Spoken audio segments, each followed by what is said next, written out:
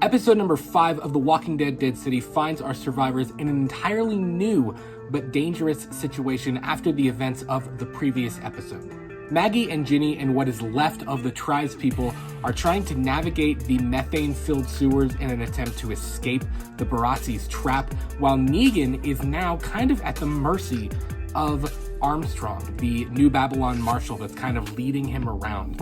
If I had to pick a theme of episode 5, it's how we perceive others.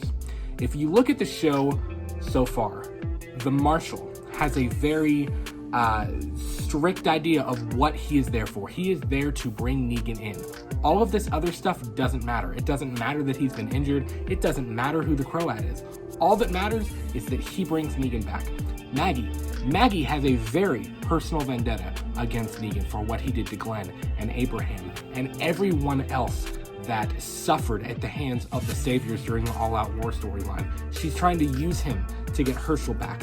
Ginny obviously has a kind of a little bit of a vendetta against Maggie now. She knows, or at least we learned in this episode, that Ginny knows that Maggie's not being entirely truthful with how things went down.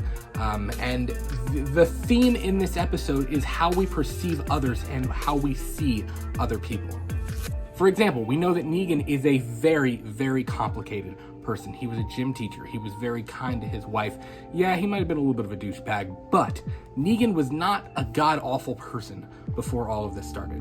And we've even heard Negan say that he had to become something that he really didn't want to be or wasn't necessarily before the apocalypse in order to keep his people safe. He told them what they wanted to hear. He banded together a group of psychos in the form of the Saviors to accomplish what he wanted to accomplish. And of course, when you're on that track for so long and when you tell that lie to yourself, you become that version of yourself. And that's what Negan became.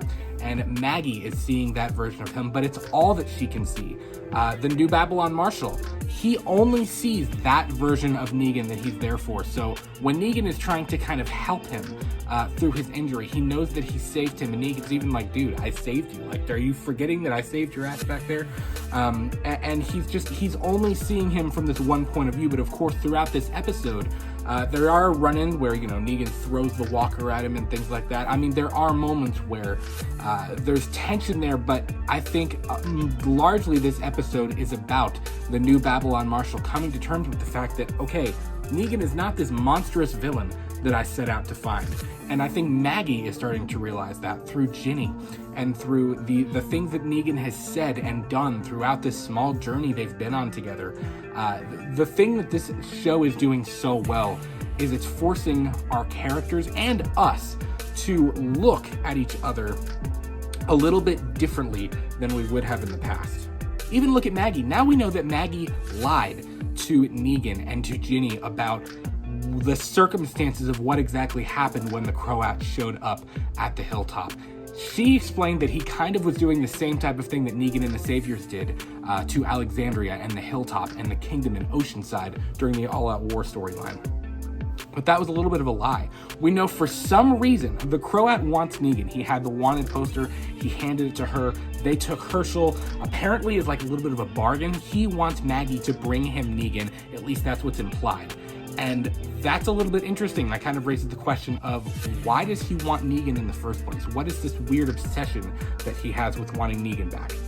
The plot also thickens a little bit for the Croat. We meet this Resident Evil Mother Miranda type figure after Madison Square Garden has been destroyed, and he shows up at this concert hall, and there is this wacky performance going on and all of these different people there, and he begins talking to this woman. And while we don't know really anything about her, you kind of get the sense that she's the one pulling the strings. It kind of broadens the story a little bit. There's a little bit more than meets the eye here, much like the entire theme with this episode to begin with. This theme of you don't see the full story in people.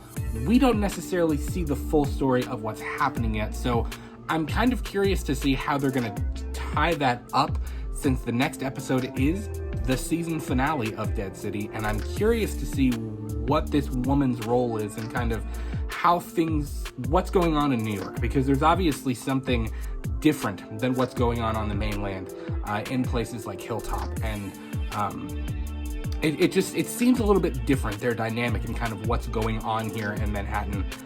Maybe the Croat was kind of just a small division. The Barazzi was just kind of a small division of this larger thing that's going on.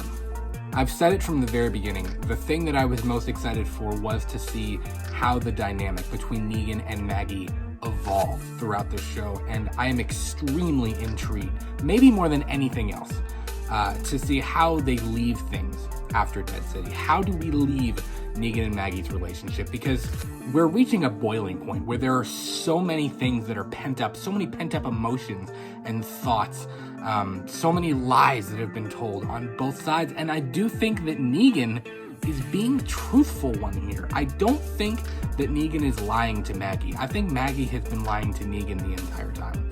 And I'll be curious to see kind of once we realize what exactly the Croat wants from Negan, because I don't think it's to kill him. I think if he really wanted to kill him, he probably could have done that already. And their whole little talk that they had when the Croat was just willing to welcome Negan back into the fold like he was his brother, and hey, like they're just old friends that have reunited. It definitely seems like he wants something a little bit more, and I want to know how this Mother Miranda lady, I keep calling her that like the Resident Evil films or the video games, but I'm very intrigued to see how she ties into this entire thing of what's happening. And also, where the hell is Herschel? If Herschel wasn't at Madison Square Garden, where is he? Like, is he at this concert hall place where this new chick is? I mean, there's a lot of questions that need to be answered as we move into the season finale, and I'm very curious to see how they're going to do it. We also had this little subplot that Tommaso was actually the one that sold out the Tribespeople and their plan of attack to the Barazzi in an attempt to save Amaya. Now, of course, at first, Maggie is kind of pissed, and she reveals this. She realizes that he planted the oxygen tanks in his backpack, which is why he didn't want Amaya to look in there when they went to get the flashlight when they first got down in the sewers. She's kind of put this together, and she realized that something was wrong in her head. And at first, of course, there's anger there. There's, why would you sell out your own people? Look at them. Now they're all dead, and it's your fault. But again, how we see people, how we perceive people. As he's dying, as it's obvious that Amaya is already dead and Tommaso is dying in the sewers, Maggie begins to realize he did do it for her. He did it for Amaya. And of course, I think it makes her question why Negan did the things he did. It makes her question why the Croat's doing the things he did. Armstrong, the new Babylon Marshal, through his conversation with Negan in the bus about his brother and things, he's starting to realize Negan is not the monster that he was. And I think that is kind of the big picture here, at least in this chapter of the story, is our characters are beginning to see each other in a very, very different light than we have before. And of course, even Ginny is starting to see Maggie in a much darker light. To Ginny, Maggie's kind of the villain here. After I was sitting here and editing this video, I realized that I completely forgot to talk about Maggie's awesome fight scene with the variant weird disfigured walker in the sewers. That was friggin' awesome.